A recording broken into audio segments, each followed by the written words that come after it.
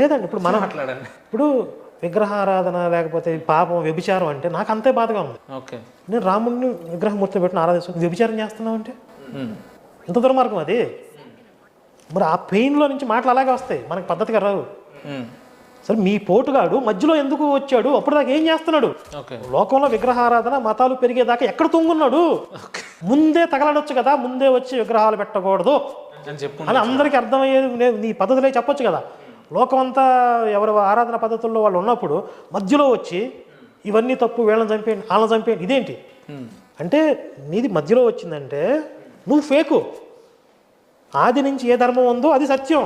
అదే కదా సత్యం. ఇప్పుడు నాసి రకం ప్రొడక్ట్స్కే ప్రచారం ఎక్కువ ఉంటుంది కదా.